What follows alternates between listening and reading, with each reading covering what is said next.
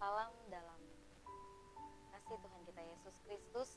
Bapak Ibu Saudara yang dikasihi oleh Tuhan Yesus, hari ini kita akan bersama dengarkan firman Tuhan. Firman Tuhan dalam Rut 1 ayat yang ke-16 sampai ayat yang ke-18. Saya akan bacakan. Firman Tuhan berbunyi demikian. Tetapi kata Rut, janganlah desak aku meninggalkan engkau dan pulang dengan tidak mengikuti engkau. Sebab kemana engkau pergi, ke situ jugalah aku pergi. Dan di mana engkau bermalam, di situ jugalah aku bermalam. Bangsamu lah bangsaku, dan Allahmu lah Allahku. Di mana engkau mati, aku pun mati di sana. Dan di sanalah aku dikuburkan. Beginilah kiranya Tuhan menghukum aku, bahkan lebih lagi daripada itu, jikalau sesuatu apapun memisahkan aku dari engkau selain daripada maut. Ketika Naomi melihat bahwa Rut berkeras untuk ikut bersama-sama dengan dia, berhentilah ia berkata-kata kepadanya. Amin, firman Tuhan. Bapak Ibu Saudara yang dikasihi oleh Tuhan, pada era milenial dan kemajuan teknologi seperti sekarang ini, ya, sikap individualis menjadi meningkat drastis, di mana orang tidak mau dicampuri oleh orang lain, atau dikenal dengan istilah introvert, yang menyendiri, saudara, atau dan juga bersikap independen atau suka melakukan segala sesuatunya itu sendiri karena menganggap bahwa dirinya itu mampu tanpa bantuan orang lain, ya. Sehingga sikap seperti itu membuat orang ini menjadi tidak setia dan seakan tidak peduli terhadap orang lain, ya. Namun kita sebagai orang yang percaya kepada Tuhan, kita tetap harus memiliki sikap yang setia dan mau peduli terhadap orang lain, saling tolong menolong, Bapak Ibu Saudara. Dalam kesempatan ini kita akan belajar bersama dari keteladanan keteguhan iman Rut.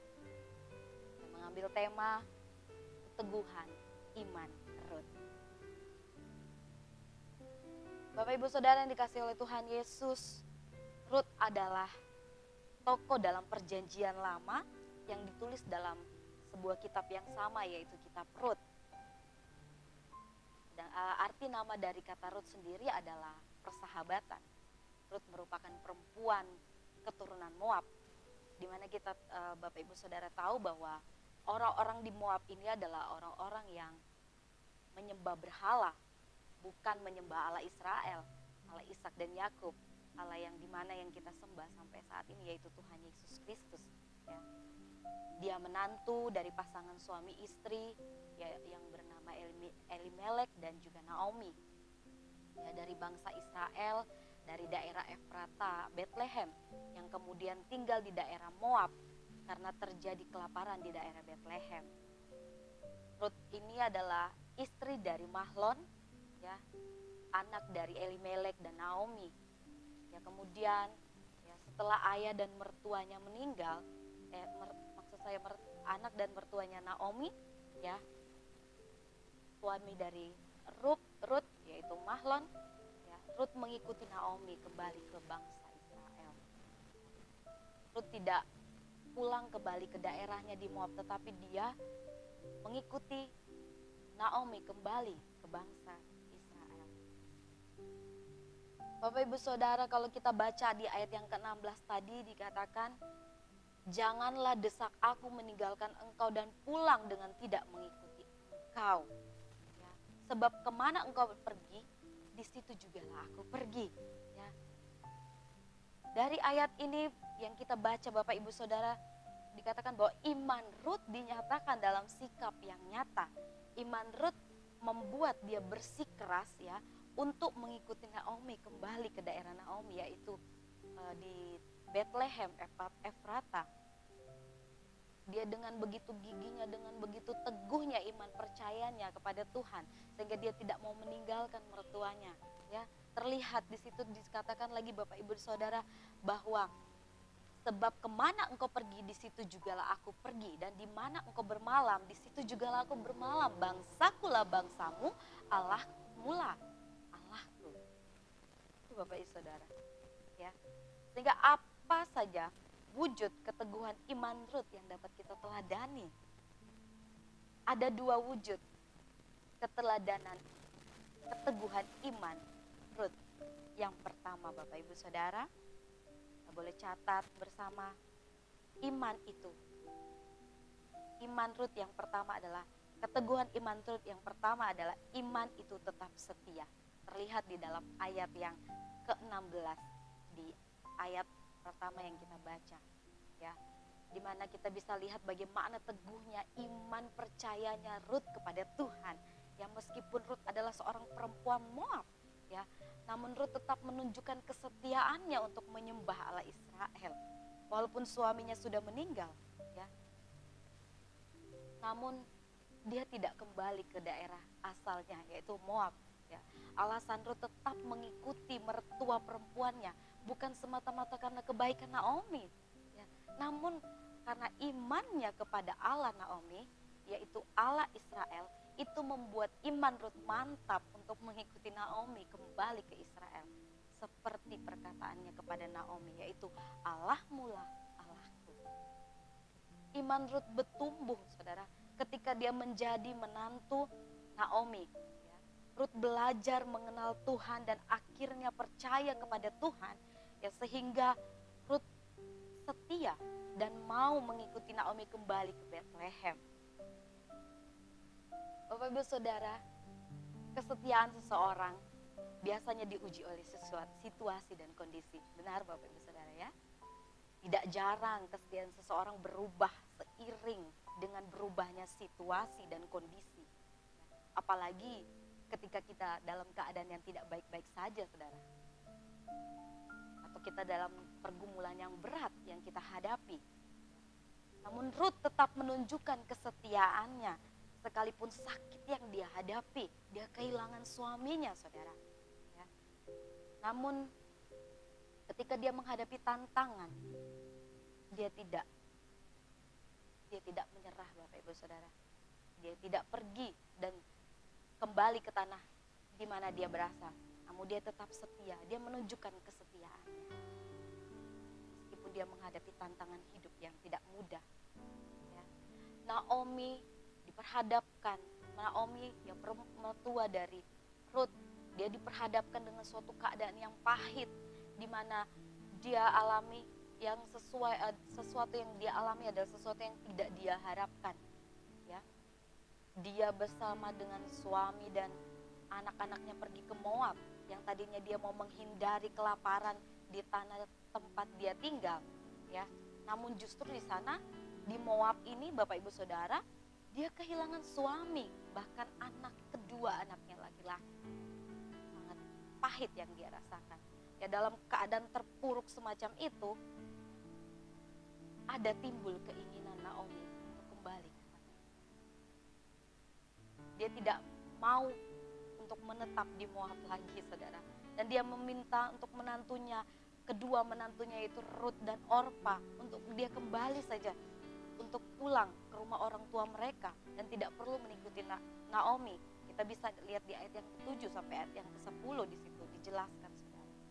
Ya. Setelah didesak, maka Orpa berpamitan dan kembali ke rumah orang tuanya. Di ayat yang ke-7 sampai ayat ke-10 dijelaskan di situ, ya. Dia kembali, dia berpamitan untuk pulang kembali ke daerahnya di Moab. Ya. Namun hanya Rut saja yang tetap untuk mengikuti Naomi. Nah, dari sini kita dapat melihat bahwa Rut tetap setia dalam segala keadaan, ya. Dan hal itu dia lakukan bukan semata karena Naomi, saudara, namun karena dia percaya kepada Tuhan. Dia tetap ingin beribadah kepada Tuhan. Ya. Bagaimana dengan keteguhan iman kita saat ini, saudara? Adakah kita tetap setia dalam keadaan buruk sekalipun yang kita hadapi, dalam pergumulan, dalam tekanan hidup yang kita hadapi? Mari, saudara, kita belajar dari keteladanan iman Rut yang tetap setia apapun yang terjadi. Kemudian Bapak Ibu Saudara, wujud keteguhan iman Rut yang kedua adalah iman itu rela berkorban. Haleluya. Saudaraku yang terkasih, kalau kita baca lagi di dalam Rut pasal yang kedua, ya pasal selanjutnya yaitu pasal 2 ayat yang ke-7, di situ terlihat bahwa wujud keteguhan iman Rut nyata dari sikapnya yang rela berkorban. Ya, ketika Naomi sampai berada di daerah asalnya yaitu Bethlehem tadi Bapak Ibu Saudara, mereka harus bekerja kembali dan berusaha untuk memenuhi kehidupan hidupnya. Hal ini mereka harus lakukan karena mereka sudah tidak punya lagi harta benda, kekayaan, atau ladang untuk mereka usahakan. Dalam keadaan seperti itulah, Rut mengambil keputusan untuk bekerja. Dia memungut jelai di ladang milik Boas. Kita tahu bahwa Boas ini masih keluarga dengan Naomi ya, keluarga dengan Naomi mertua dari Rut. Ya, Rut bekerja, dia rela bekerja dari pagi ketemu malam, malam lagi Bapak Ibu Saudara, dia tidak tanpa berhenti, dia tidak mengeluh, dia bekerja tanpa mengenal lelah rasa capek Saudara. Dia tidak menggerutu, dia rela berkorban untuk memenuhi kebutuhan hidupnya bersama dengan mertuanya, ya, yaitu Naomi yang sudah tua. Sikap inilah yang membawa Rut mendapat belas kasihan dari Boas, sang pemilik ladang itu. Nah, sikapnya, ya dia rela berkorban untuk mertuanya. Bapak Ibu Saudara dikasih oleh Tuhan Yesus Kristus. Dari sini kita dapat belajar tentang iman Rut yang membuat dia rela berkorban. Ya, iman kepada Tuhan membuat Rut menjadi orang yang penuh dengan kasih. Amin. Karena iman percaya kepada Tuhan membuat dia menjadi orang yang penuh dengan kasih. Kasih itulah yang membuat Rut rela berkorban dengan bekerja tanpa lelah. Dia mengasihi mertuanya seperti dirinya sendiri. Rut benar-benar menerapkan hukum kasih yang dia terima dari mengenal Tuhan. Kasih itu sabar ya Bapak Ibu Saudara. Buah kasih adalah roh. Buah saya 9 buah roh termasuk di dalam 9 buah roh, termasuk kasih. Ada kasih di situ Bapak Ibu Saudara. Sabar. Adakah pada kita iman yang membuat kita menjadi pribadi yang rela berkorban karena kasih? Itu menjadi pertanyaan bagi kita, Saudara. Rut memberi teladan bagi kehidupan iman kita. Dia mewujudkan imannya dalam aksi yang nyata. Dia bekerja untuk memenuhi kehidupan hidupnya. Dia tidak hanya teori Saudara, tapi dia mempraktekkan dalam kehidupannya. Nah, kalau kita baca di pasal yang selanjutnya, di pasal yang keempat, ya, firman Tuhan menceritakan akhir kisah hidup Rut adalah sesuatu yang tidak pernah Rut pikirkan, bahkan tidak pernah dia bayangkan sebelumnya. Saudara. Rut melalui keteguhan imannya, percayanya kepada Tuhan dengan wujud sikap yang pertama tadi imannya tetap setia, kemudian yang kedua imannya rela berkorban, membuat Rut mengalami kasih karunia dan kemurahan Tuhan. Amin. Puji Tuhan. Mengalami kasih karunia dan kemurahan Tuhan yang besar. Rut akhirnya menikah. Di situ diceritakan bahwa Rut akhirnya menikah dengan Boas dan memperoleh anak laki-laki bernama Obed. Ya, tidak berhenti di situ karena kemudian Obed memperanakkan Isai yang adalah ayah Daud. Dengan kata lain, Obed adalah kakek Daud. Jadi Rut ini adalah garis keturunan Daud, Saudara, seorang raja besar di Israel. Bahkan dari keturunan Daud inilah Tuhan Yesus dilahirkan ke dunia. Luar biasa ya, karya Tuhan luar biasa bagi kehidupan Rut. Dengan kata lain, Rut termasuk dalam bagian rencana Allah. Ada agenda Allah yang luar biasa yang terjadi dalam kehidupan Rut. Ya. Tuhan ada rencana, Rut termasuk dalam bagian rencana Tuhan untuk menyelamatkan dunia ini. Sebab dari keturunan Rut, ya, Yesus Kristus juru selamat dunia dilahirkan. Haleluya. Ya, sikap Rut, ya, yang kita teladani Bapak Ibu Saudara, bahwa dia tetap setia, dia rela berkorban, membawanya dalam rencana Tuhan yang indah dalam hidupnya. Ya. rencana yang tidak pernah dia pikirkan, mungkin dia tidak pernah doakan Bapak Ibu Saudara. Ya, seperti firman Tuhan mengatakan bahwa apa yang tidak pernah kita pikirkan dan apa yang tidak pernah timbul di dalam hati, itu yang disediakan bagi orang yang percaya kepada Tuhan. Firman Tuhan mengatakan seperti itu Bapak Ibu Saudara. Ya, rencana yang tidak pernah ada dalam pikiran Ruth. Ya, sebab Ruth tahu bahwa dia ingin tetap setia kepada Tuhan dan mengasihi mertuanya, sehingga dia rela berkorban, saudaraku. Namun hal ini membuat Tuhan memilihnya untuk masuk dalam rencana Tuhan yang indah. Haleluya. Bapak Ibu Saudara yang dikasihi Tuhan Yesus, percayalah bahwa setiap kesetiaan dan sikap rela berkorban yang didasari dengan keteguhan iman kepada Tuhan akan membuat hidup kita tetap dalam rencana Tuhan yang indah. Amin. Puji Tuhan, demikian firman Tuhan yang boleh saya sampaikan pada hari ini. Kita belajar dari keteladanan, keteguhan iman Ruth, ya. Ini adalah tokoh yang menginspirasi saya teramat khusus sebagai seorang wanita, Bapak Ibu Saudara, ya. Dia begitu setia, iman percayanya kepada Tuhan. Dia begitu mengasihi mertuanya, ya. Dia rela berkorban apapun yang dia lakukan, semua untuk kemuliaan Tuhan. Dia tetap memegang teguh imannya.